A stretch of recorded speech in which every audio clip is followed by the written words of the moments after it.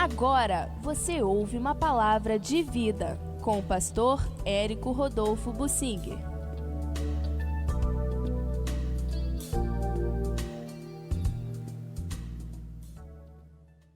Mortos e vivos no realismo de Salomão. O Evangelho não é surrealismo, o Evangelho não é utopia. O Evangelho parte de um realismo, uma verdade. O pecado está entranhado no coração do ser humano, precisa ser tratado. Jesus veio para isto. O pecado é a causa de todos os males na humanidade. É a causa da morte. A morte veio ao mundo por causa do pecado. O pecado é a causa de todas as desgraças da vida. Inclusive, como diz o apóstolo Paulo em Romanos no capítulo 8, da degradação da natureza. A causa da degradação da natureza é o pecado, e então toda a criação aguarda a redenção do ser humano, o que vai acontecer no milênio, quando Jesus estiver aqui reinando na terra. Hoje, a realidade não pode ser esquecida, ignorada. O pecado está presente, todo ser humano é pecador.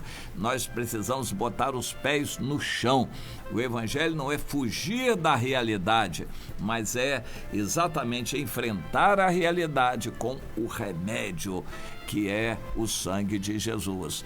A gente tem que dizer para cada pessoa: você é um pecador, você não é vítima, não é coitadinho, você é um pecador, uma pecadora que desperta a ira de Deus e precisa se arrepender da sua atitude, se arrepender da atitude. Interessante, a pessoa se arrepende de pecados. Eu não sei onde estava com a cabeça, eu fiz uma bobagem. Não, você tem que se arrepender da atitude sua, de independência, de rebeldia.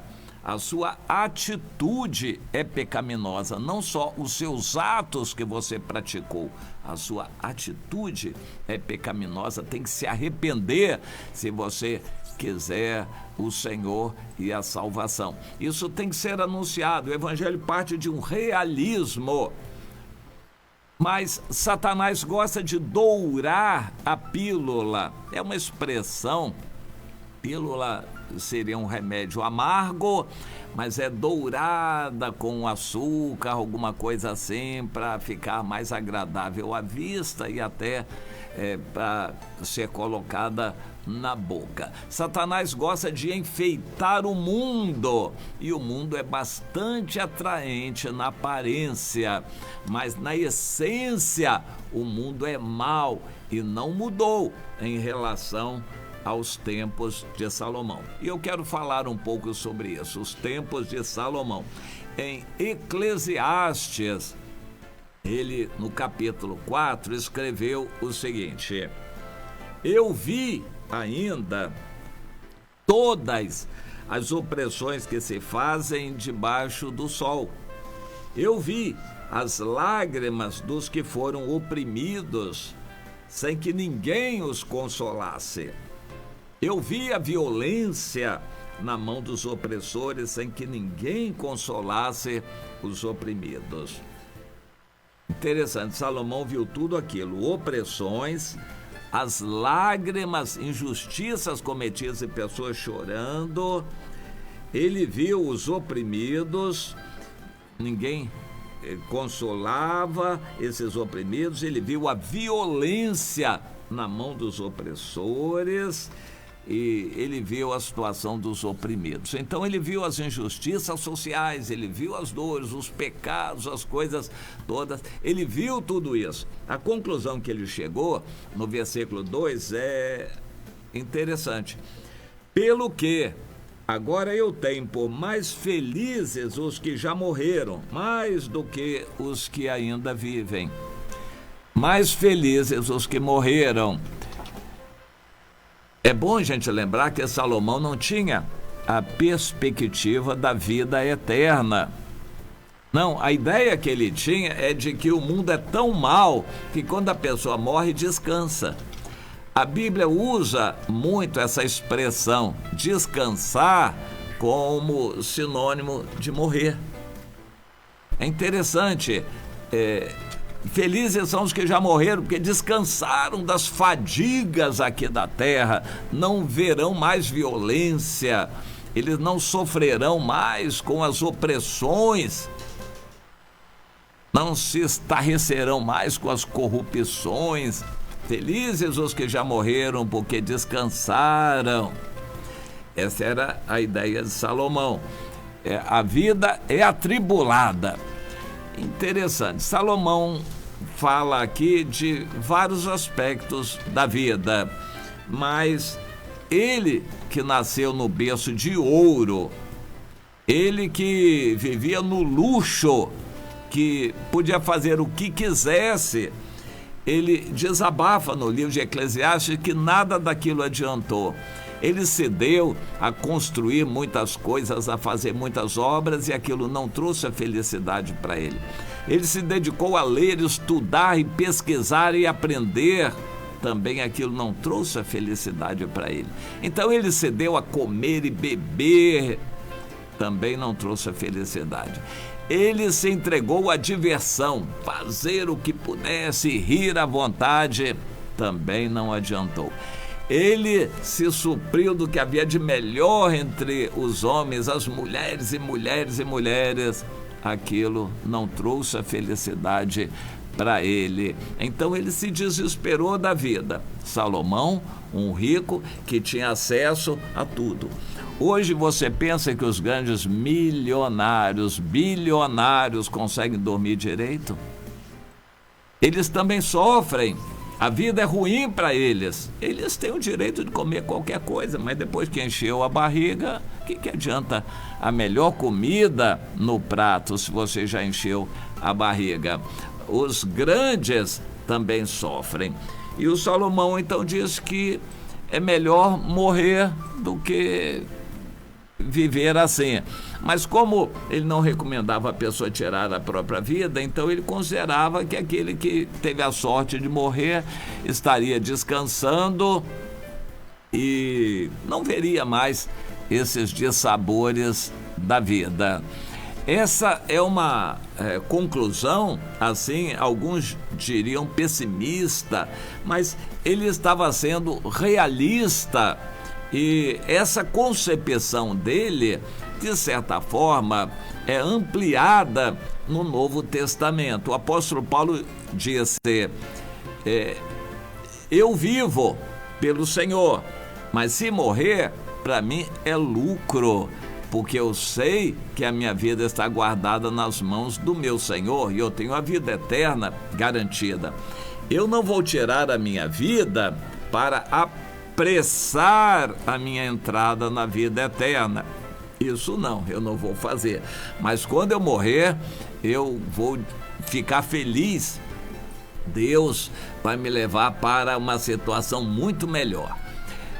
Quando alguém morre, a gente não sabe se ele morreu salvo ou não. Se ele morreu no Senhor, ele vai estar muito melhor na vida eterna.